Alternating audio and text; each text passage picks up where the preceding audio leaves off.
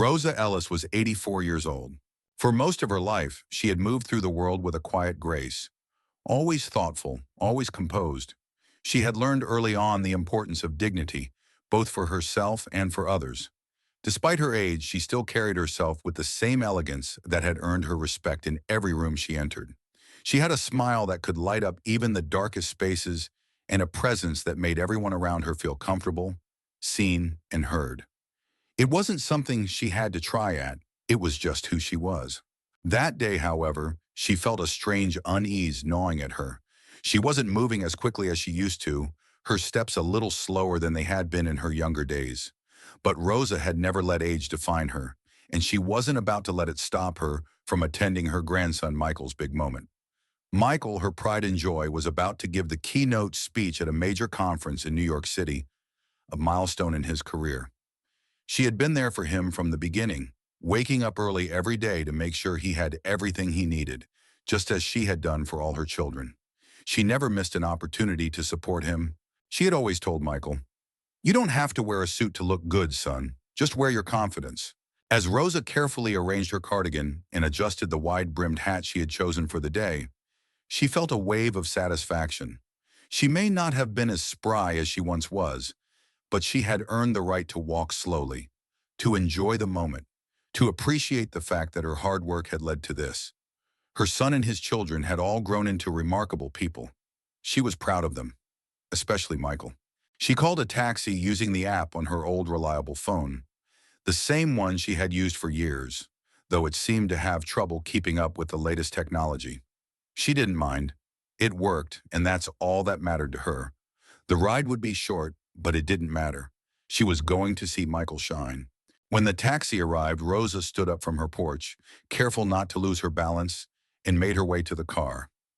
The driver, a middle-aged white man, didn't immediately open the door for her. He didn't even make eye contact. Rosa, ever patient, smiled and gave a gentle wave to let him know she was ready. He glanced at her and without a word got out of the car. But instead of opening the door like she expected, he stood by the driver's side, leaning against the car as though she was an inconvenience. A small lump formed in Rosa's throat, but she pushed it away. She was used to these little moments, the ones that made you feel less than, not quite part of the world around you. And as she slowly made her way to the passenger side, she noticed that the man's eyes flicked to her with an almost dismissive glance. Rosa opened the door herself.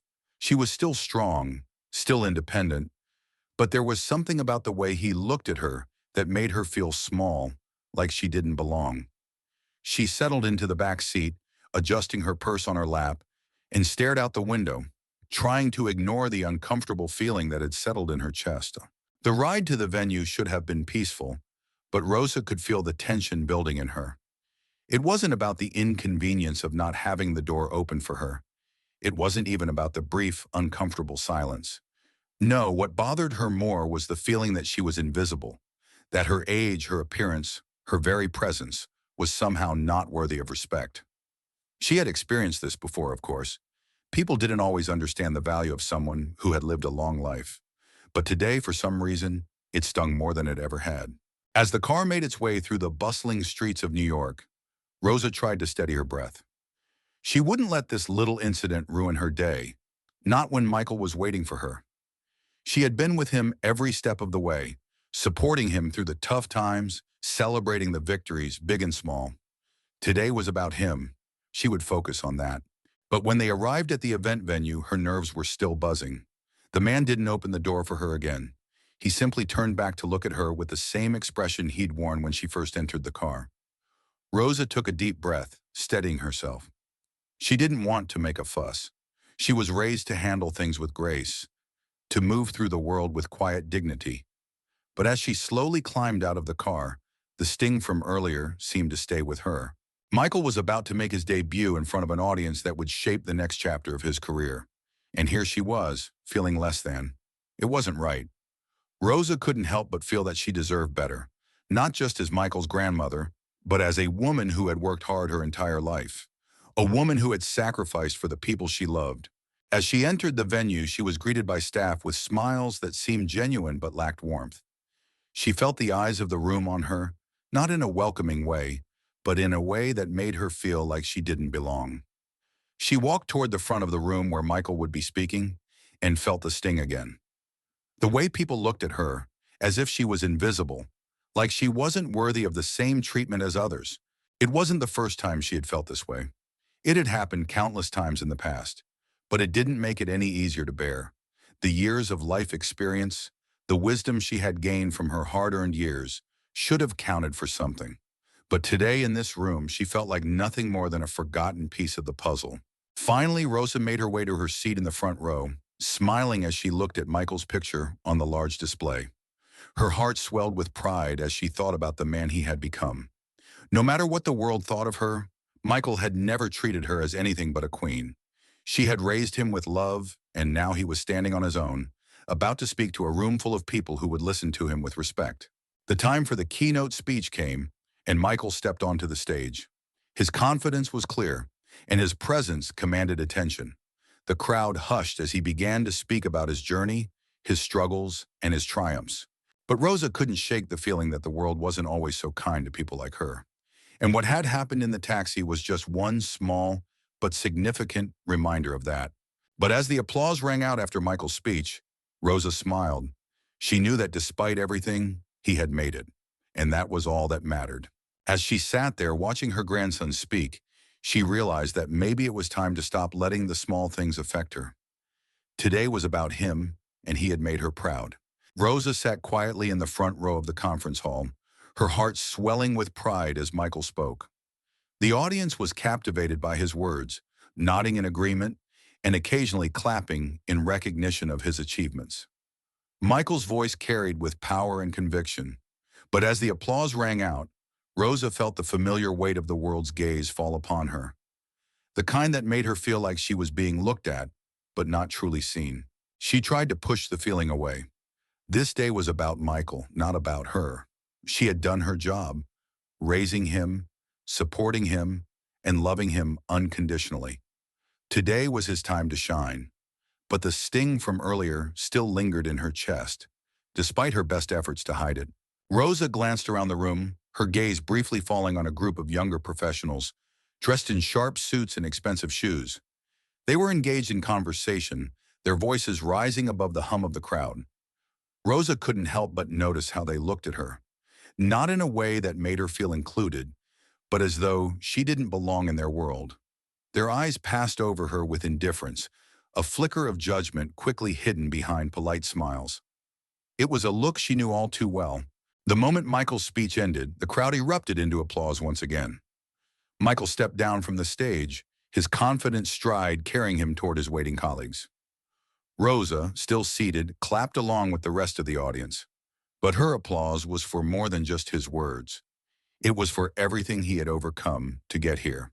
As the applause subsided, she slowly stood up, her back slightly aching, and began making her way toward the exit. She didn't want to draw attention to herself, so she kept her head low, trying not to make eye contact with anyone. The buzz of the crowd filled the air as people chatted excitedly about Michael's speech. But Rosa felt like she was fading into the background. She was almost at the door when it happened. "Excuse me, ma'am?" a young man called out to her, his voice carrying a tone of impatience that made Rosa pause. She turned around confused, not quite sure why she had been singled out. "Yes?" she asked, trying to keep her voice steady, but there was a slight tremor in it. The young man didn't smile. His eyes scanned her briefly, lingering on her simple, modest dress, the old purse hanging loosely from her arm. He sighed as if irritated by her very presence.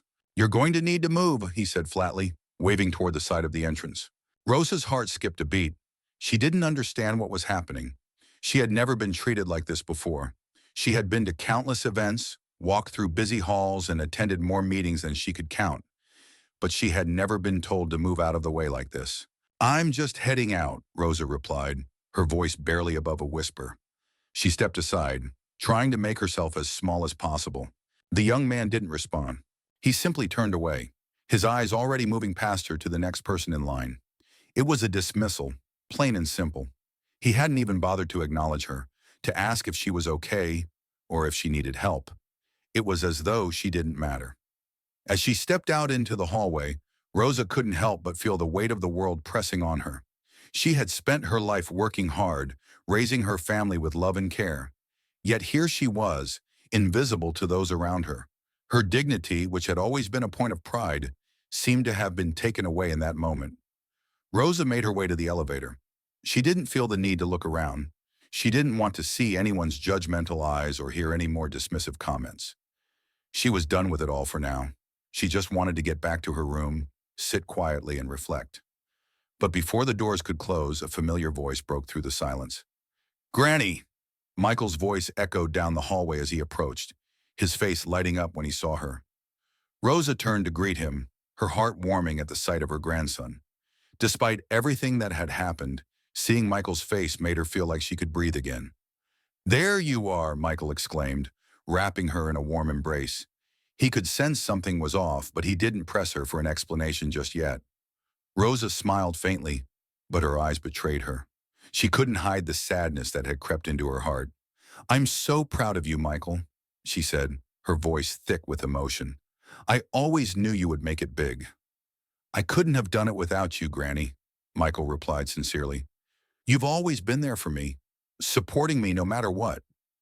But Rosa's thoughts weren't on Michael's success.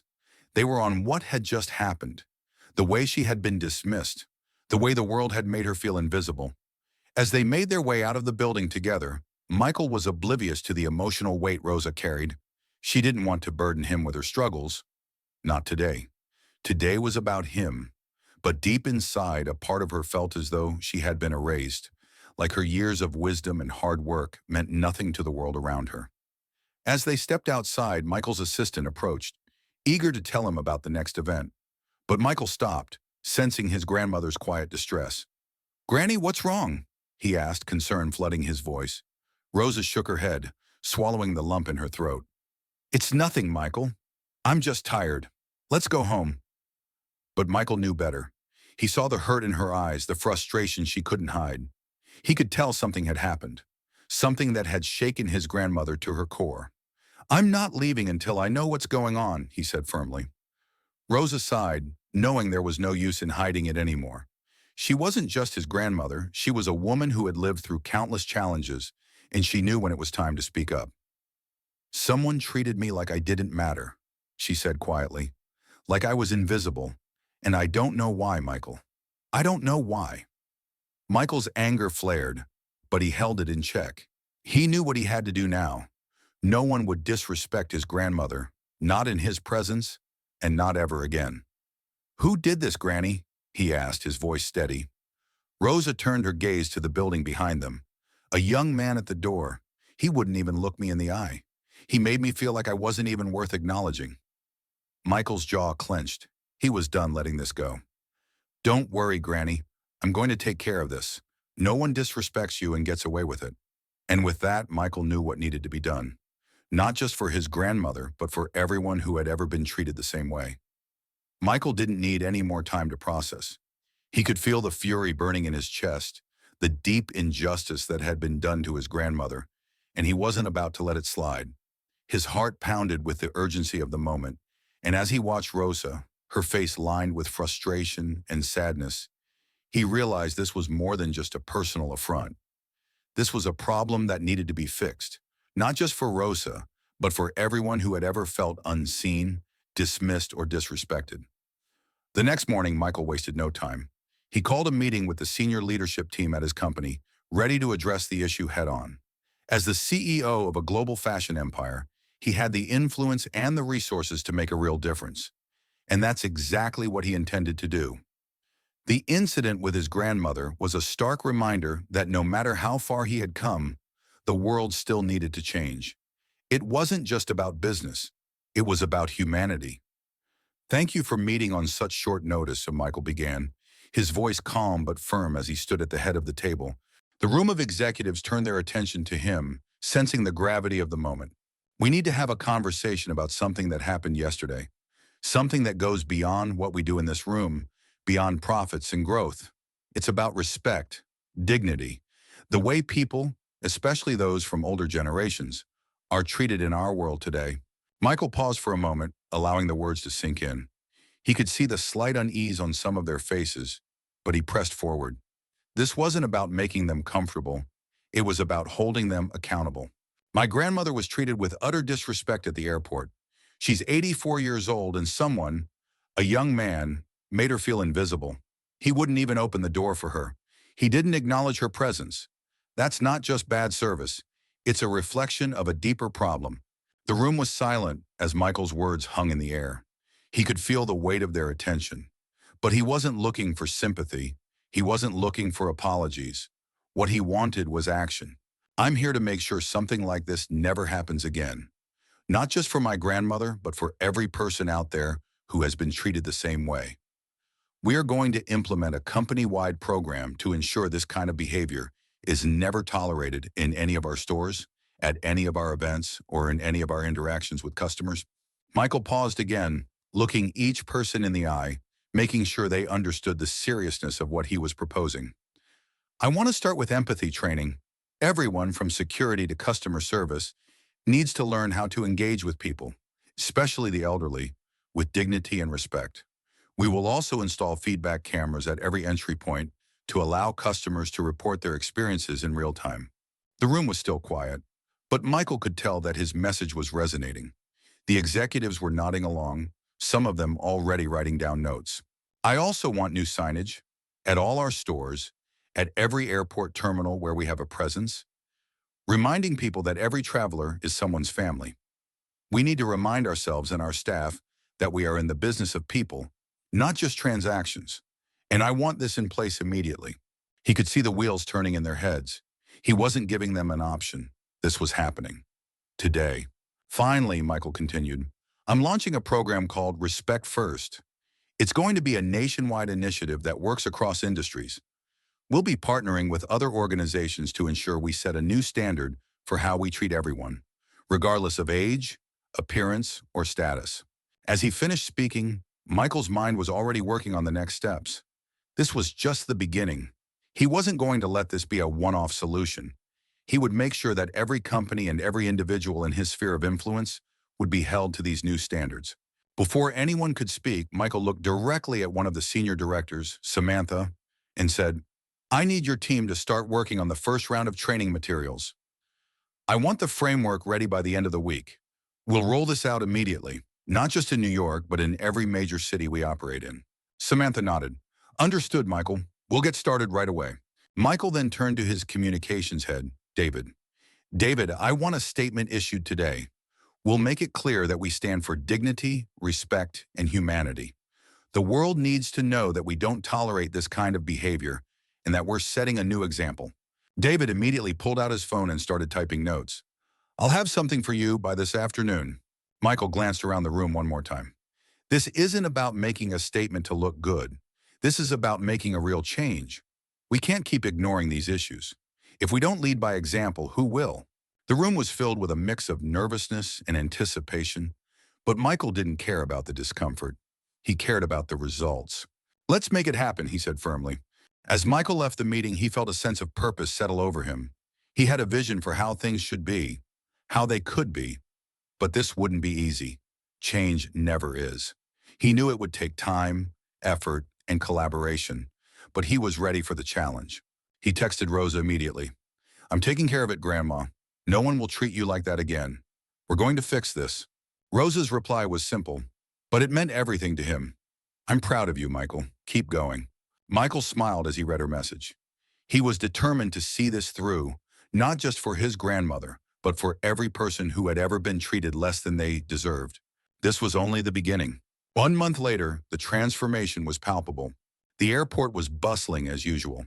Passengers rushed to and from their flights, the hum of conversations blending with the clink of rolling suitcases.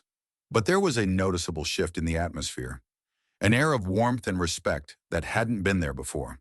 As Rosa entered the terminal once more, her hand clutching her purse tightly, she noticed the difference immediately. Gone were the cold glares, the dismissive stares. This time, as she approached the security checkpoint, a young officer spotted her and walked toward her with a genuine smile. Good morning, ma'am, the officer greeted her politely, his tone full of respect. Let me help you with that bag. Rosa's heart skipped a beat, not because of the gesture, but because of how rare it was for someone to treat her with such courtesy. It had been so long since anyone had offered help without condescension, and it felt like a weight lifting from her chest. She smiled in return, allowing herself a moment to bask in the kindness. "Thank you, dear," Rosa said, her voice filled with quiet appreciation. As the officer assisted her through the checkpoint, she noticed another change. The staff weren't just polite, they were engaged. They looked her in the eye and smiled, their gestures warm and genuine. It was clear that the atmosphere had shifted, and Rosa couldn't help but feel a sense of pride well up in her. It wasn't just about the change in how she was treated. It was about the ripple effect of Michael's actions. The initiative he had put in place was working. The staff had been trained, and the values of respect and empathy were now a cornerstone of the airport's culture. The new policies, including the respect first signage at all entry points and the feedback cameras, were visible and active, reinforcing the message that every traveler deserved dignity, regardless of their age, appearance, or status. As Rosa walked through the terminal, she couldn't help but feel a small sense of pride in the progress that had been made. Not just for her, but for everyone. She had always believed that respect was something to be earned, not given based on appearances. And now Michael was helping others see that too. She made her way to the seating area where Michael had arranged for her to wait. A few minutes later, he arrived, a broad smile on his face as he spotted her sitting quietly, her hat perfectly placed, her posture dignified as always. "Grandma, you look beautiful," Michael said warmly as he approached her. Rosa smiled up at him, her eyes gleaming with pride. "I'm just happy to be here, Michael. Thank you." They sat together talking about the changes in the airport, the community, and how proud she was of him for taking action. Michael's eyes softened as he listened to his grandmother. He knew this was just the beginning. He was determined to make sure that no one else would ever feel the way Rosa had been made to feel. Later that day, Michael stood before a group of airport executives, security staff, and employees. The meeting was filled with optimism and hope, and Michael could feel the energy in the room. The progress they had made in just 1 month was evident, but he wasn't stopping here. "I'm proud of the work we've done," Michael began, looking around at the gathered staff. "But we can't stop. We have to keep going. We have to make sure that respect becomes ingrained in everything we do. This is about creating a world where no one feels invisible, no one feels lesser. It's about showing kindness and understanding, not just to the elderly, but to everyone we meet." He paused, letting his words sink in. "We are starting a new chapter, a chapter where empathy is the standard, where respect is the rule, not the exception. And that starts with all of us here today. Let's continue to make this airport a place where every traveler feels valued and treated with the dignity they deserve." The room erupted in applause. Michael's leadership had not only transformed his company, but had inspired an entire community to reflect on their values and behavior. The feedback cameras, empathy training, and the Respect First initiative were just the beginning, but they were already proving to be effective. The staff was more engaged, more attentive, and more aware of the impact their actions had on others. As the meeting adjourned, Michael turned to Rosa, who had been sitting quietly in the back of the room, her presence a quiet yet powerful testament to the reason behind it all. She smiled at him, her eyes sparkling with gratitude. "You've done something incredible, Michael," she said softly. "You've not only changed this place, you've changed hearts." Michael smiled back, taking her hand gently. "We're just getting started, Grandma. The real change is still ahead." The boutique was every bit the picture of high-end luxury. The gleaming marble floors reflected the sparkling light from crystal chandeliers that hung gracefully from the ceiling. Every inch of the space screamed elegance, from the pristine glass shelves housing high-fashion accessories to the neatly arranged racks filled with designer clothes. The atmosphere was one of exclusivity, where wealth and privilege seemed to permeate the air, making anyone who entered feel like they had stepped into a world reserved only for the elite. However, this world wasn't quite as inviting as it appeared. Rosa Ellis, an 84-year-old woman with a gentle demeanor and a regal presence, stepped into the boutique with a slow, measured pace. Her movements were deliberate, though slightly unsteady. She had lived many years, each one etched into her life story, but her grace had never faltered. She still wore a smile that could light up a room, lipstick carefully applied, and a hat perched perfectly atop her head. She had chosen to wear her best, despite the years that had weighed on her. She was still a lady after all.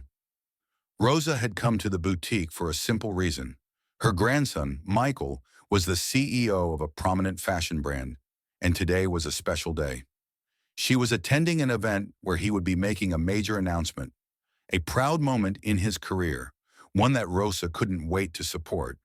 But little did she know that this day would also become a moment of awakening for everyone involved in her encounter with the boutique. As she entered the store, she was met with nothing. No warm greetings, no smiles, no welcoming, "Can I help you?" or "Welcome in."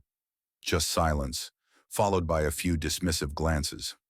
The young salespeople, busy in their own worlds, looked her way only briefly, but then quickly turned their attention back to the task at hand. The way they looked at her was almost condescending. It was as if she didn't belong there. She wasn't the right kind of customer, and they made it painfully obvious. One young clerk, an eager intern, or perhaps just a jaded employee, whispered something to another. "She's not going to buy anything. Just let her browse." The two exchanged a knowing look and moved away, leaving Rosa to wander the boutique alone. Rosa wasn't shopping for herself, really. She was just there to pass the time before the event, quietly observing the luxurious items displayed before her. But she was still a person, and she still deserved to be treated with respect. She wanted to ask about a silk scarf she had noticed in the display window, something that caught her eye, but no one came forward to assist her. She walked over to the counter, stood there for a moment, and then with a soft smile on her face, asked one of the clerks, "Excuse me, could you tell me about that scarf in the window?" But instead of a polite response, she received an even more dismissive glance. The clerk didn't even acknowledge her question, too busy chatting with a colleague. The conversation about her, but not with her, was carried on without even the faintest attempt to provide any assistance. The tone was clear. Rosa wasn't worthy of their attention. It stung more than she let on. She stood there for a few moments, feeling small. She had seen people give her looks before, but this was different. It felt like being invisible. She wasn't just ignored, she was disregarded, dismissed as someone who didn't belong in this polished world of fashion and style. Rosa didn't push any further. Instead, she turned and walked out, a tear welling up in her eye as she stepped back out into the street. The weight of her treatment was heavy on her shoulders, but she held her head high, refusing to let the moment break her. In that brief, disheartening experience, she had learned something valuable. It wasn't about the silk scarf. It wasn't even about the boutique. It was about how easily people could judge based on appearance, how often the elderly were overlooked in society, and how entitlement was often reserved for the ones who fit a certain mold, the ones deemed worthy by the standards of wealth and class. What Rosa didn't know, though, was that the grandson she so dearly loved was a man who would stop at nothing to make sure that no one else would ever be treated this way again, least of all his beloved grandmother. Michael Ellis was a force to be reckoned with. As the CEO of a rapidly growing fashion empire, he was used to handling press conferences, meeting with top designers, and overseeing brand strategies. He had worked tirelessly to build his business from the ground up. His success was a reflection of his hard work, determination, and resilience. But what truly defined him was his unwavering commitment to his values: fairness, integrity, and respect for others. Rose's treatment at the boutique would not go unnoticed. When Michael learned of what had happened, his heart sank. He had always known his grandmother to be a kind, loving, and gracious woman. To think that someone had treated her so poorly simply because of her age and appearance enraged him. He was a man of action, and he wasn't about to let this incident slide under the radar. The boutique's behavior, its employees' attitudes, and the disregard shown to his grandmother went against everything Michael stood for. This wasn't just an isolated incident. It was part of a deeper, systemic problem. A problem that Michael knew he had the power to correct. And so, Michael set out on a mission to ensure that no one else, especially the elderly, would ever be subjected to this kind of treatment again. As Rosa made her way home that day, she had no idea what was about to happen. But Michael was about to turn this situation into a lesson for the entire fashion industry, one that would change the way people viewed respect, dignity, and how they treated those who may not always fit the mold of what society considers worthy. And it would all start with him taking a stand for his grandmother, the woman who had always supported him, who had always been there for him, no matter the odds. This was only the beginning. Rosa Ellis had never been one to make a scene. She was a lady through and through, always graceful, even when life made things difficult. So when she left the boutique that day, she did so with the same poise that she carried with her everywhere. But inside, she couldn't help but feel a little broken. She had walked into that high-end store with the same excitement as any other customer. But for her, it was a quiet joy, an innocent curiosity about a piece of luxury that had caught her eye. Yet what she hadn't anticipated was the sting of being dismissed as if she didn't belong. She wasn't in the mood to dwell on it, but the more she thought about it, the more it ate away at her. The experience, though brief, was a reflection of the world she had lived in for so long.